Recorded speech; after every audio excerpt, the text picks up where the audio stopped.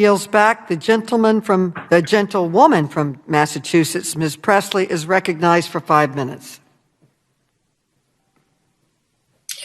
Thank you, Chairwoman Maloney. We must treat this climate crisis like lives depend on it, because they quite literally do.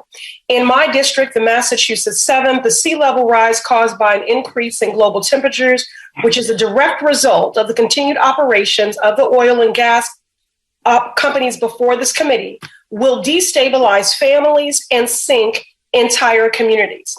From Cambridge and Chelsea to the Fenway and East Boston, my constituents are living in regions that will be completely underwater if we do not take bold action to transition to 100% renewable, zero-emission energy sources as outlined in the Green New Deal.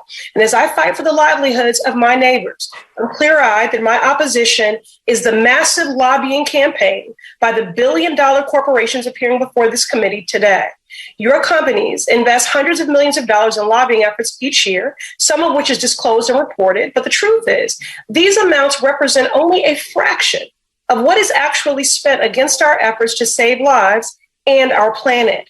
We know a key part of Big Oil's disinformation campaign is funding and backing so-called shadow groups to fight against our climate justice efforts. Shadow groups are think tanks, pressure organizations, and other groups who receive funding from industry to engage in advocacy the industry doesn't want its fingerprints on. Mr. Woods, after your former lobbyists admitted joining shadow groups to undermine efforts on climate, Exxon stated that his comments were, quote, entirely inconsistent, unquote, with your company's work. Mr. Woods, do you stand by that statement, yes or no? Yes, I do. Mr. Woods, is it your testimony that Exxon has not at any point funded any think tanks, advocacy organizations, or other shadow groups against climate change efforts? Yes or no? The position we take is transparent, and we publish the groups that we support on our website. Well, whatever your statements are now, I think, the truth is clear here that for years, Exxon has funded dozens of these shadow groups, like the Heartland Institute, for example, a leading climate science denial group, which has stated that global warming is actually good for the planet. Mr. Woods, do you commit right here to stop funding organizations that reject the science of climate change, yes or no?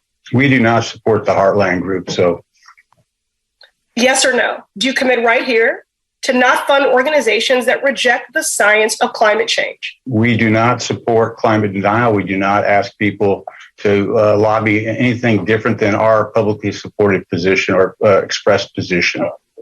With millions of dollars that are going to lobbyists, super PACs, and shadow groups, these corporations refuse to invest in their own workers to ensure they have a future in a renewable energy economy. A just transition from pollution-based profits to healthy green living means that no worker will be left behind. Mr. Woods, what percentage of ExxonMobil's annual revenue is being used to train your workers for jobs in renewable energy sectors? What percentage?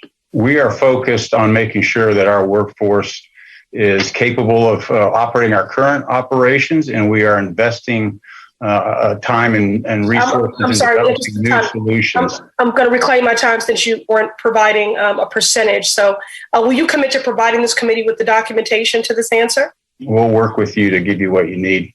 All right. Mr. Worth, what percentage of Chevron annual revenue is being used to train your workers for jobs in renewable energy sectors? Congressman, I don't have a number on that. I can tell you we're committed to meeting the needs of the world today and the future, and our workforce is prepared to do that. Sorry, I'm going to run out of time. Will you commit to providing this committee with the documentation on this answer? We will work with the committee to provide responses. All right. Mr. Watkins, what percentage of Shell's annual revenue is being used to train your workers for jobs in renewable energy sectors? Congresswoman, I don't have a number, but I will be happy to work with you to get one. What I can say is that what we're finding is that we have engineers that have built offshore oil and gas platforms in the Gulf. I'm sorry. We're now able to. I'm going to run out of time, but thank you for that commitment to work with the committee. Mr. Lawler, what percentage of BP America's annual revenue is being used to train your workers for jobs in renewable energy sectors? I'll need to review what that number is, but what I can say, we're creating entire business units for the renewable sector, entire business units, spending up to $5 billion a year by 2030. Will you work with the committee to provide us with those actual percentages? Yes, we will. Okay. So I think the point here is that putting profits before people like those in my district and the workers in their very own companies is the reason this crisis is so dire. One climate scientist said, quote, what we do in the next 10 years will matter for 10,000 years, unquote. I believe that what we do in the next 10 days on infrastructure investments will be the true predictor of our planet's future. The Build Back Better Act is a climate justice bill and a workers' justice bill. We can and we must act with urgency. Thank you, and I yield back. Okay. The gentlelady yields back.